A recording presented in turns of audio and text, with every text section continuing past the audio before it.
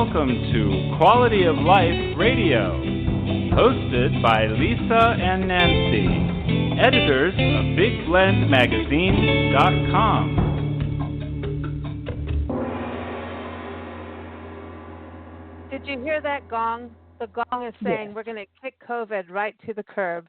It's slowly going to happen, hopefully. Very excited about 2021. 2020 has been one hellish year, and we're very excited to have Dr. Jacqueline-Eubany back on Big Blend Radio today to talk about what can we do to kind of get back in the saddle. Let's talk about that in regards to our health, because a lot of us have been homebound and maybe hanging out at the refrigerator, maybe at the home bar a little bit too much. Maybe not getting outside as much. Maybe also really stressing out. And what does that do to our heart health? And our heart is really, really important because that's what's keeping us alive. We got to take care of the ticker. So listen, we're excited to have Dr. Jackie back on, so we can we're going to do 2021 well. Let's do it. And health is one of the most important things. Dr. Jackie is a board-certified cardiologist and an electrophysiologist. She's also the author of the best-selling book, Women and Heart Disease, The Real Story. You can get it on Amazon. It's a best-selling book. You get it. And she's got another one in the works. It's coming out soon.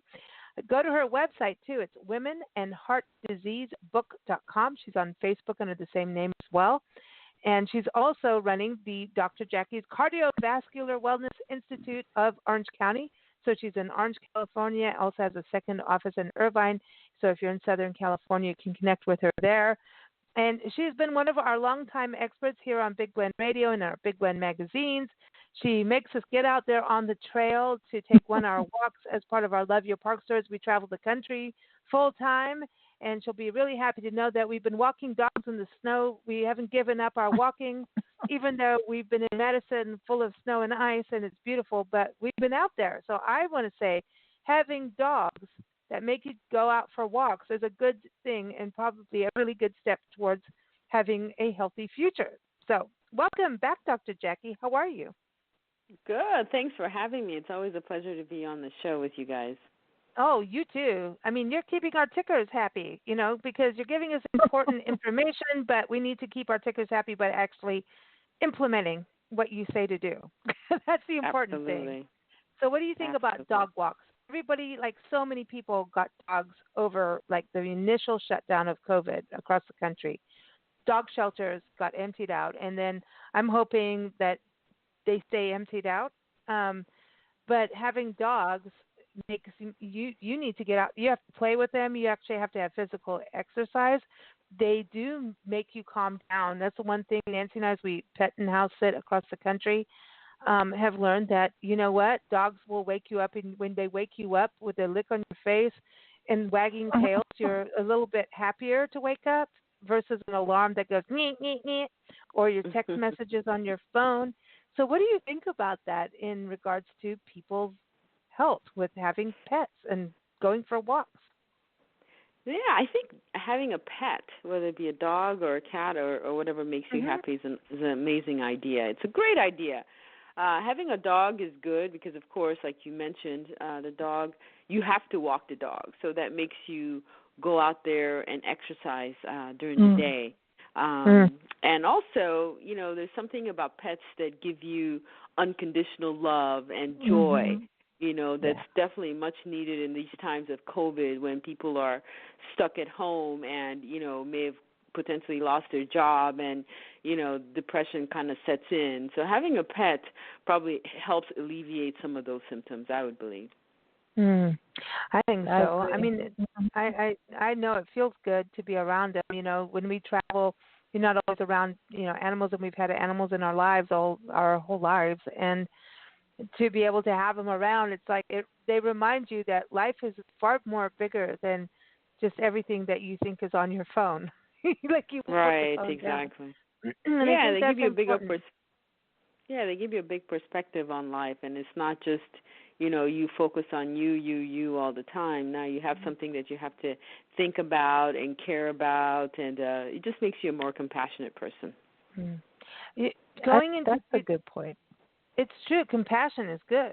And I think we've had a hard time this year because a lot of us are cooped up, and so we lose that. We've had, political drama, social issues. We've had a lot of drama in the world, and we all are looking to 2021 as our big savior. But the reality is the clock is just ticking another hour over, and we still are sitting with the same thing. So I'm not trying to be a downer, not being Debbie Downer, but we do have a lot more optimism as there's vaccines and things like that. So it seems like we're moving towards a better future. And I do want to touch on that. We talk about, getting healthier in 2021 because a lot of us really have been hanging out in the kitchen. But the vaccine thing, I just see such just people I know looking on social media and the news and everything. It seems like the country is still kind of divided about trusting the vaccine. Do you trust it or do you not trust it to take it? And I think it is scary to take a vaccine as if you're the first one. It is kind of a scary thing. Honestly, it is. Like, what do you think about this? Yeah, I know. I mean, yes. I mean, when you think about the year that we've had with this novel virus, new virus coming in, causing, such high rates of death. I think as of today, we have almost 320,000 deaths in the United States alone from this virus. So this is a deadly virus, higher mortality rate than the typical flu virus, and as a cardiologist, we're starting to slowly learn in our society that there may be some long-term damage to the heart as a result of this COVID infection. But, of course, more data to come. But, yeah, there's a lot we don't know about it, and, it is deadly. So, I mean, having the vaccine is definitely a great idea. Yes, the vaccines were developed pretty rapidly. Typically, it's taken about up to 5 years to develop a vaccine, but this one came, within several months, which is a blessing in a sense. Now we know that we can actually come up with vaccines quicker if we remove the red tape and if we have lots of funding from the government. Something can be done, but it's definitely, a great idea. The idea of a vaccine, because with the vaccine, and of course, along with public health measures, this is really the only way that we can eradicate this virus so that we can go back to our pre-pandemic lives, And I'm a firm believer in taking this vaccine. As a matter of fact, I had my vaccine 3 days ago, and I've been doing well so far. I had absolutely no symptoms. I want to be a role model for my patients to let them know that this is what we need to do in order to eradicate this virus. Everybody has to be on the same page. We have to get about 80% of the people vaccinated so that we can have herd immunity. So it's very important that everybody plays a role in getting back to our normal lives. So I would definitely encourage taking this vaccine. So the vaccine is out, and I think, but we're all like, how did this happen so fast? But isn't it also part of the fact that we had, like, scientists knew about this virus a little. They knew things were coming. I mean, we had a task force a few years ago for this because of the SARS virus. So didn't they kind of have a heads up before, and that's why they were able to do this, do you think? I mean, I don't know. Well, the coronavirus is a new virus. I think it has to do with, lots of funding from the government to quicken research and cutting out all the red tape. Going through the FDA can take a whole lot of, a lot of time. So we cut that process down quite a bit, and funding was not an issue because we had emergency funding from the government. So they were able to race to get this vaccine created. Granted, we don't have any long-term data because, patients were studied for just a short period of time so that we can start inoculating people. So we'll find out more definitely over time, but from the short period of time that it was studied, it was shown to have up to 97% effectiveness, and the safety profile is good. So I definitely recommend that we do it. There's always someone who's going to have that's going to have a negative reaction to something, Absolutely. Isn't it? I mean, it's just the same thing as eating food. Someone's allergic to the food. Right. So like when you when you're going to take the vaccine, they give you a bunch of questionnaires. And if you have allergic reaction, if you're someone who has to carry an EpiPen with you because you're allergic to everything, they don't recommend that you take it. You know, if you've been allergic to vaccines in the past, flu vaccines, they don't recommend that you take it. So, yeah, there are people who are allergic, just, automatically allergic to this stuff. So we're trying to screen out for these kinds of people. We don't want these people to be the poster child for the vaccine, because when people see these guys having these reactions, they all get, worried and think that they're going to have the reaction as well. But the majority of people who've taken this vaccine have not had a problem thus far. When I was a kid, I used to faint on purpose. At first I fainted because the needle, and that scared me. And then I learned to just faint even before the needle came, even before I saw it. So I have that ability, but and at the end of the day, we have had vaccines for years for typhoid and yellow fever and all these things, and we've passed it because that's what you have to do when you have to do it. So, it's the fact that things move quicker now. It's because society's faster now. We used to have to ride horses, now we got cars. So things move faster. So come on. That's right. Technology. Things should move faster. I get the worry over the vaccine. I do. I personally, because I'm, now when I go in, I have to have a shot or something. And I'm like, just put me on the floor so I don't have to fall. Because, and get it over with. But seriously, we've conquered so many diseases like yellow fever and typhoid and that. And the belief in the scientific community, they've always stood up, done their best. And I give kudos to it because, if it moves fast when it has to, that's a good thing. It's not a bad thing. It's a good thing. It is. I mean, we were in dire need. People are at home cooped up. People aren't going to work, and people are losing. They don't have income, and it's just many people are dying. So a lot of stuff happening, and so we need to work quickly so that we can conquer this virus, decrease the amount of deaths, and go back to the lives that we had. So people were the race to get this vaccine developed. Just so we don't have to wear a damn mask anymore. Seriously. I know. I can't wait for that day. I know. And people are carrying on about essential businesses, non-essential businesses, blah, all of this drama. And I don't know, even us traveling this year, we ended up traveling more places just because, we had to do so many detours. So we ended up in more places and being really safe, wearing a mask everywhere. We watched places like rest areas step up their game, be super clean. We're like, thank you. Get on it, get with it. But bed and breakfast, hotels, restaurants, people having to really look at how they were doing things. And so in a way, I think we've had a little bit of a education on cleanliness around the world. So there's some positives. And I don't want to say positive over someone dying because so many people have died. But I also want to touch on the fact, we have a vaccine. It's going to take time for it to get spread out across the country.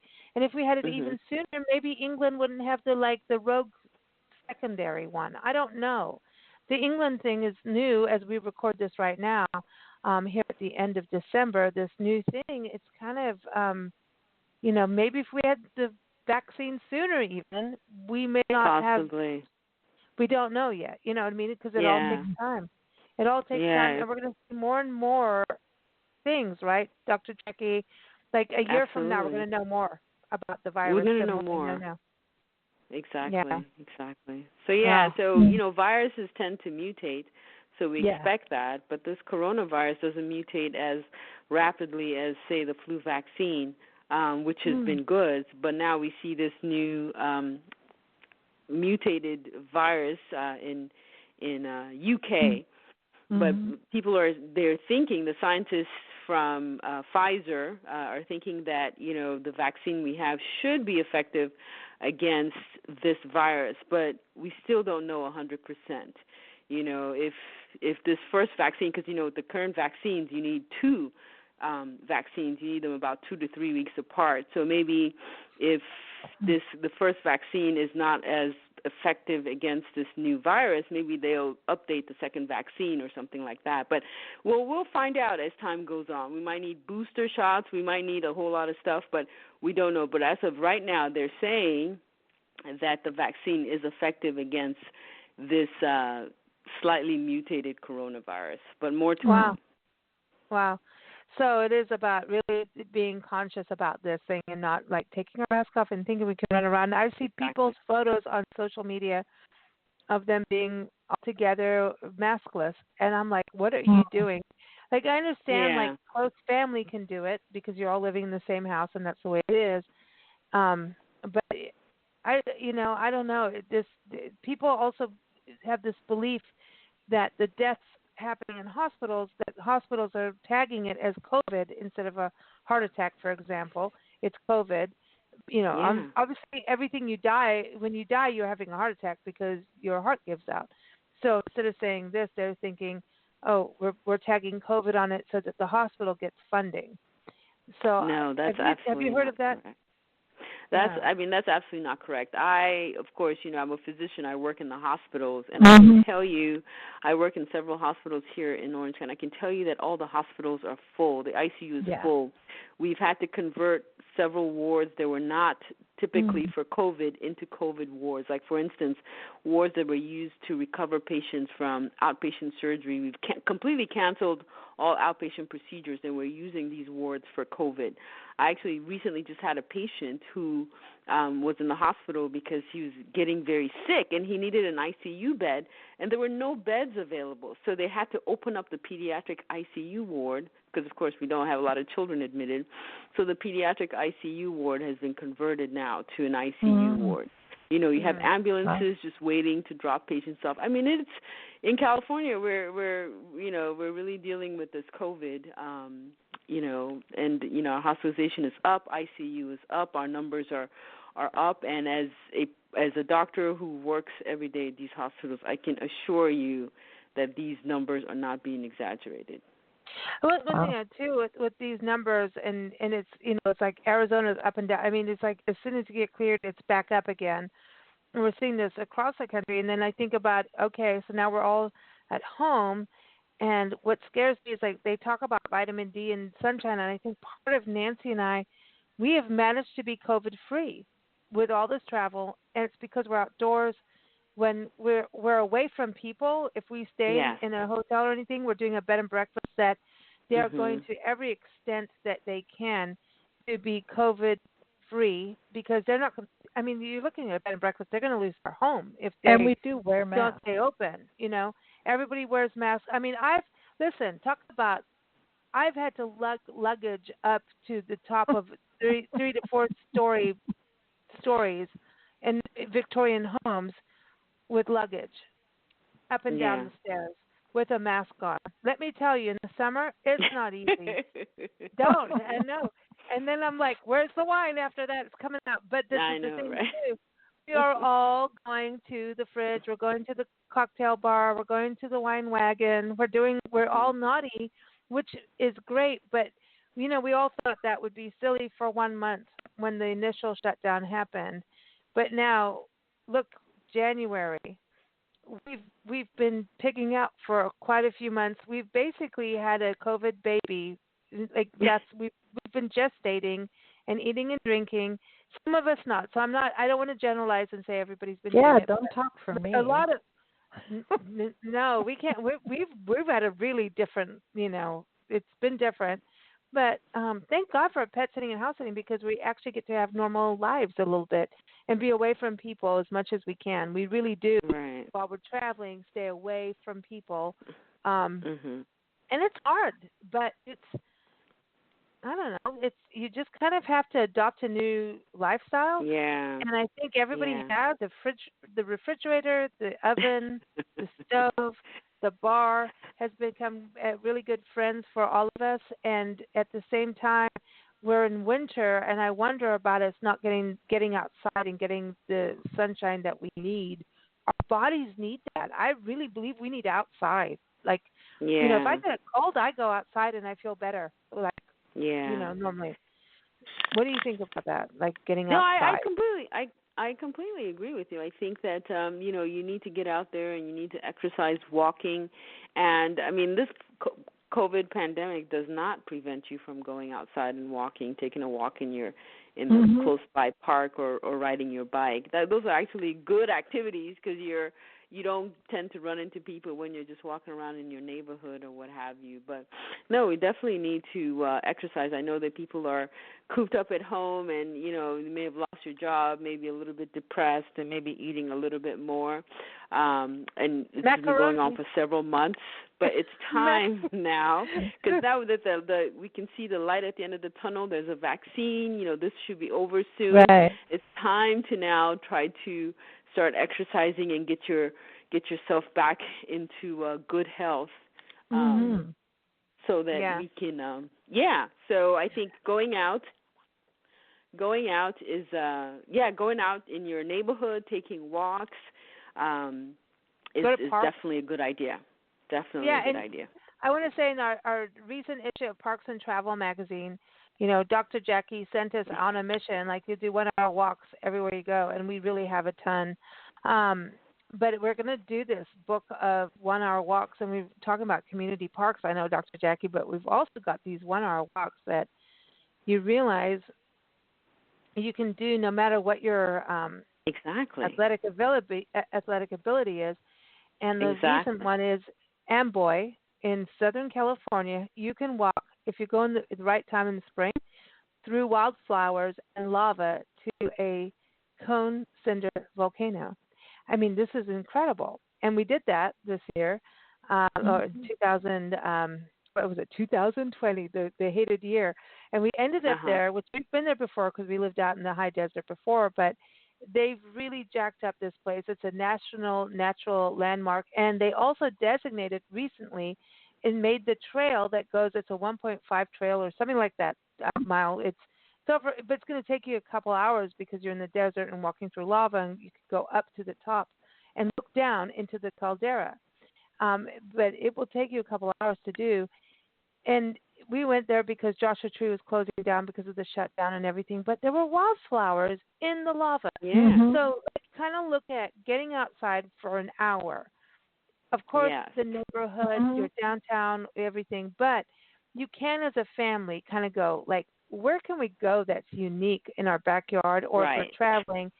There are, like, it's part of me, as we're getting through our footage, Dr. Jackie, I'm going to tell you, 1 hour walks, we have sequoia trees. You can walk through the tallest trees on earth, and it's ADA compliant. Everything I'm talking about is something that people can do, not all. The Amboy you can't wheel your wheelchair through, but you can push a stroller and they have a lookout for you. But you've got to get out, even if you can, even if you are in, needing to go in a wheelchair. I believe you need to get outside and have some fresh air and get just because your senses come alive. You're like, oh, I'm back to nature again. You feel good, but you can go and have these excursions and be socially distanced. And in winter time, depending on where you are, even here, we're in Madison, Wisconsin, I walk the dogs in the snow and ice. And let me tell you, as soon as I hit outside, you're inside going about the weather. You get outside, you start taking a walk, your mood changes. Everything in you changes. It's like a can-do attitude happens immediately. It's awesome. Sorry. It is. Outside, I'm a big advocate for. Yes, I'm a big advocate for going out and taking walks, and enjoying your neighborhood, learning about your neighborhood. What does it do? Doesn't it reduce stress a bit by? I have a new disease. I call it screenitis, whether it's television or computer. I know that one very well. Zoomitis. Yeah, so you get all locked into, because you can click and go see any newspaper across the country. You can go into radio shows. You can go into all these things, And if you go to major news networks, it's very rare that it's positive. So I think sometimes you already know what's going on. So take a walk, play with the dog, go plant a new plant in your garden, or Yeah. I know it's winter, but go bake something. Just do something that is pleasurable as opposed to being more drawn into something that's already scary for you or gives you stress. Because I think the more you see of the stress, I think it could affect your heart and your physical pain. Yes. You know? Yeah, absolutely. I completely agree with that. Completely do. Yeah. Dr. Jackie, in regards to, I know we've all been naughty, maybe smoking more, drinking more, eating more, all of that. But isn't there that also kind of because it's going to take, like we were saying, a few months for things to kind of even get into a decent normal. Because not everyone's going to get all the vaccines all at once, right? And Right. There's going to be the amount of people who don't want to take them, and Right. it's just this whole. It's going to take time. So, like, we're going to be masked for a while. So we get to keep being Zorro.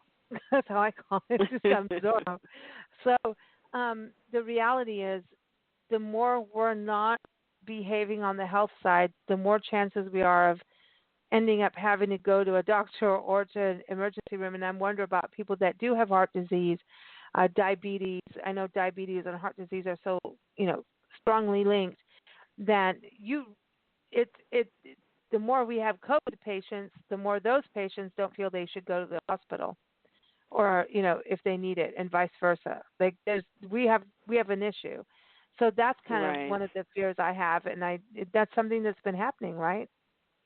It has been. Actually, it's been better. We've been really good at, trying to explain to patients that if you do feel like you're having symptoms of a heart attack or a stroke, that you really should go to the emergency room to seek help, because you're more likely to die from that, the heart attack and stroke, than you are to die from the COVID. It's rare for you to catch COVID illnesses in the hospitals, because we're very good at, isolating those with COVID, cleaning. So it's rare to catch COVID in the hospital. But I mean, we are running into issues with, not having a lot of beds or ICU beds available, because there's so many COVID patients in the hospital, which is the big problem. Once the hospital gets overwhelmed, then everybody suffers. But I think regardless of that, I think if you're having any symptoms that you feel like is serious, you really should seek medical attention. And when you're not able to when you're not seeing your doctor, you should try to keep taking your medications, exercising, checking your blood pressures at home if you do have high blood pressure, checking your blood sugars at home if you have diabetes. So keep up with the measures that your doctor has, told you that you needed to do in order to get your risk factors under control. Good advice. So, and going forward, like, what do you think if people start to spring clean? The sun's going to start coming out. What are some of the things that we should really look at that we can do easily, like just to start stepping into? Because, we make these New Year resolutions and then we like freak out part way and don't do them. You know what I mean? So what are some easy things we can do to just get rolling? Yeah, so I know we always make these grandiose New Year's resolutions that we never tend to follow through with by month 1 or month 2. So I would encourage you not to make them so outlandish. You can start small, like, okay, maybe taking a walk once or twice a week, and then increase it as tolerated. So even doing something like that would be helpful. Encouraging yourself to get at least 8 hours of sleep at night, setting your alarm or setting an alarm so that you can go to bed at a certain hour, making sure that you get 8 hours of sleep. Trying to eat healthy while you're at home. When you go grocery shopping, avoid buying, processed foods and snacks for the house. Just, pick out more fruits and vegetables. Fill your refrigerator with fruits and vegetables so that when you feel like snacking, that's all you have in the house to snack on. so that you can, stick to that. Come up with ideas or things that can make that can relieve some stress. For me, I like to meditate or read a book, come up with things that make you less stressed and try to do them. I know sometimes life gets so hectic with children, being in school, you have to teach them, blah, blah, blah, but you got to take time out for yourself to relieve yourself of some of these stress and do something that you really enjoy, whether it be reading a book, whether it be meditation, and things like that. So just starting small and, slowly expanding as you go until it becomes a habit. And when it becomes a habit, it becomes easier to maintain. And journaling helps. If you write down what you're doing, if you write down what you're eating every day and how much you're drinking, that's like a slap in the face. It's like, because people are not truthful to themselves about how much they really eat and drink. Yeah. Every time you have a glass of wine, write it down. Every time you have a cookie, write it down. Every time you have a second piece of pizza, write it down. Like, be honest with yourself, right? That sucks. It really helps. It really does help. It's an old school grandma thing, and it does help. It really does. But you talk about, kids and everything. So I do have a question about this because kids are at home too. So they're part of the snacking and the eating. And I know they're more active, right, which is good. But some aren't. Some are like, I'm going in my room with my phone, my computer, and playing video games. And I'll come down, and I'm not going to eat this. I'm not going to eat that. I'm going to have this slice of pizza instead. So I think the pandemic has also created a problem also for kids. So when we talk about heart disease, where are we on that? Heart disease with youth and also I know we talk about that link between diabetes. We've talked about that before, but where are we with this now? Do you think we're going to see an issue 2021, 2000 and on with the pandemic with kids probably eating more, not getting outside? And also the stress because kids, Bobby DePorter was on our show, education expert, talking about it, especially kids in minority areas that aren't getting the internet and everything as much as they should, that the stress level, the suicide lines were over 300% more calls. That's a high number. And I think about the stress level and the stress level on our heart. I think it's almost, I don't know if it's worse than the cookie level. Which one comes first? I mean, what do we do? The cookie or the, Esther, I'm coming, Yeah, so even outside of even before COVID started, we've, of course, noticed an increase in obesity in younger and younger people. And with the increase in obesity has come diabetes, hypertension, which are all risk factors for heart disease. And we anticipate that we'll be seeing heart disease in younger and younger people because of this obesity. And now with the pandemic, I mean, hopefully, the time period of the pandemic, it's been almost a year already. Hopefully the time period is not long enough to have caused people to, or children or younger people to retain their poor habits that would lead to lifelong risk for heart disease. So we hope that it's a short period of time that, once this whole COVID thing is over with, we can go back to living a healthier lifestyle. But it's still really hard to know what the ramifications of, this whole COVID is, or what the ramifications of COVID, almost 1 year of going through this will be on our hearts. But we hope it's nothing lifelong.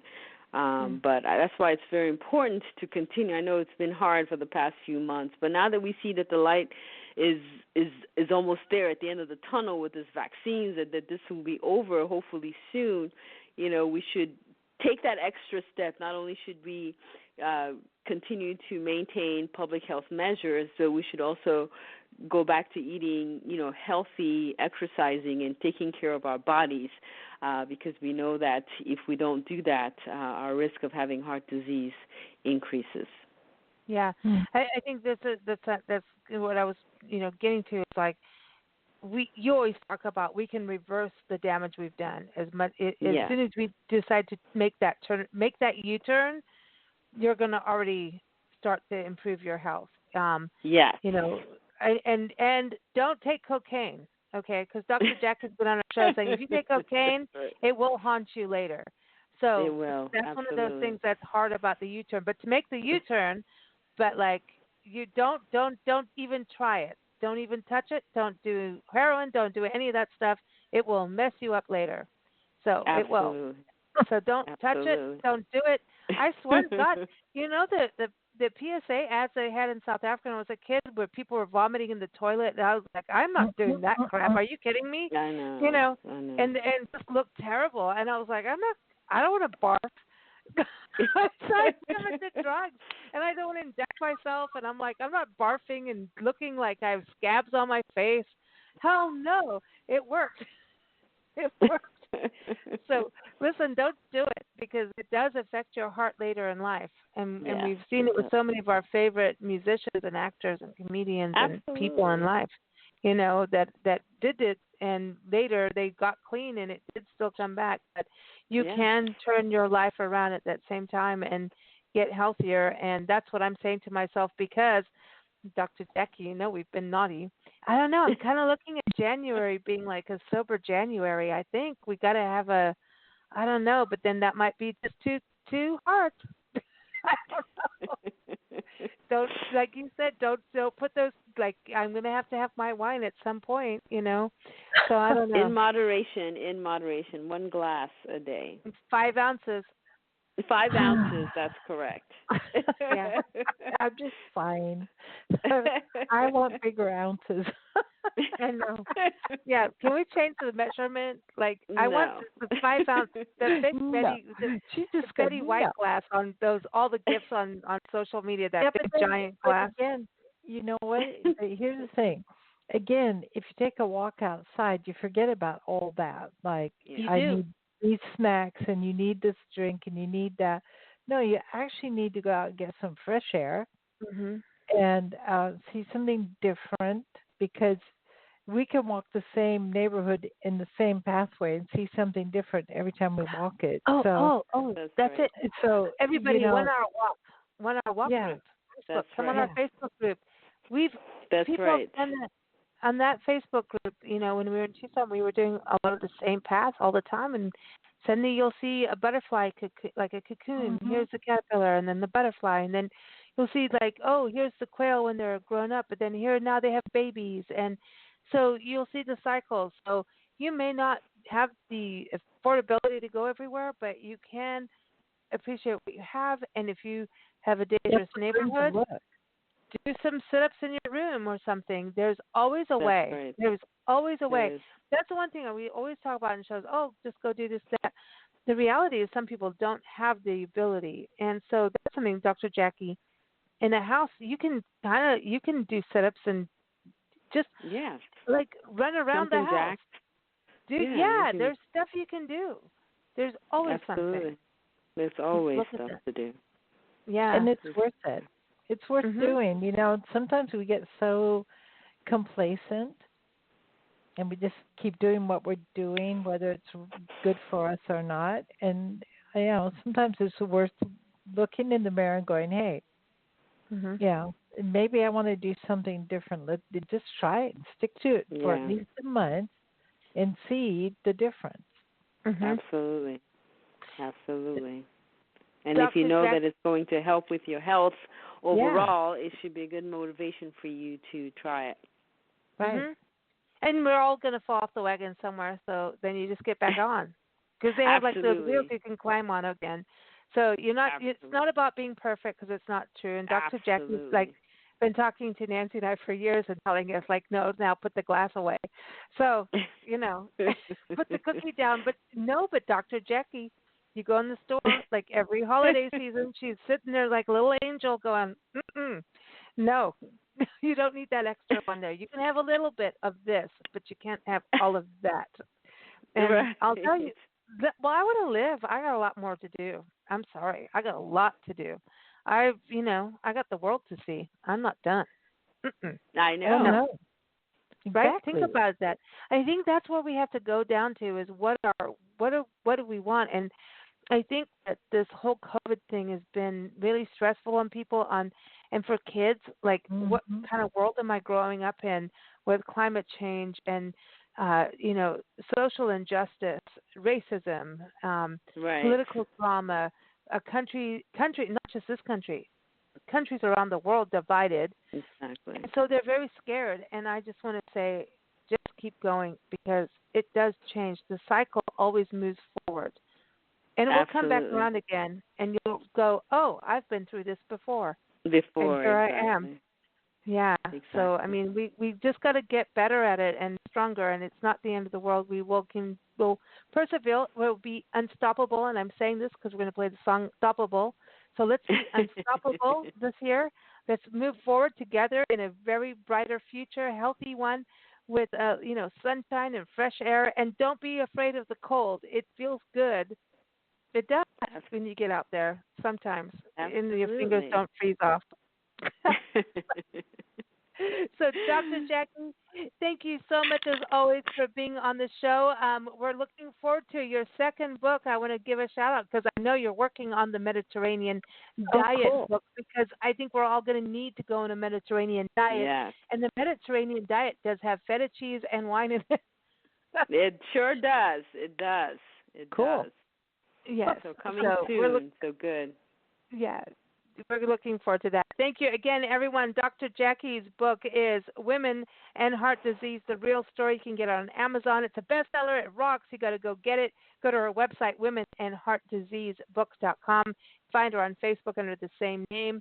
And also, if you are in Orange County, go to cvwellnessinstitute.com or Southern California at all. And if you want to go take a visit with Dr. Jackie and see her so she can check your ticker and help your ticker. Am I allowed to say ticker? Is that like old school? That is old school, huh?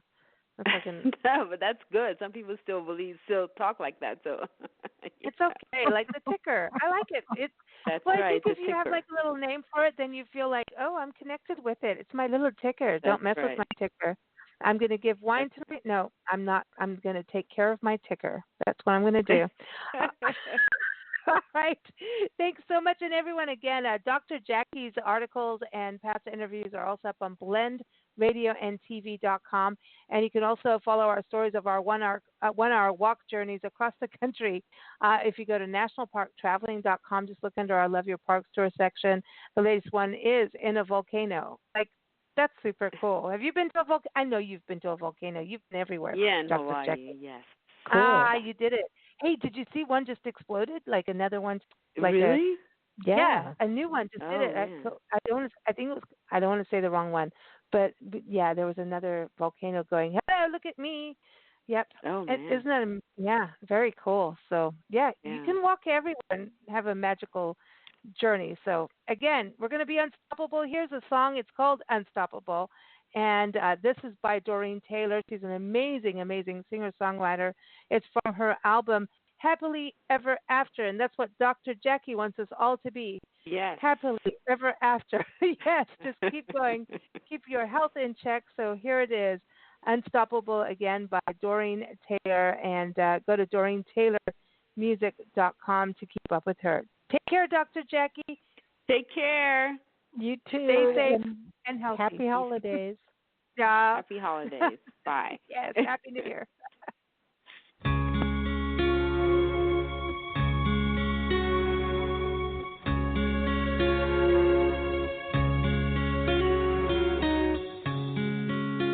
When you fall, get up on your feet and dance. When you're done, get back in and give it a chance. When you're down, don't let people push you around. Yeah.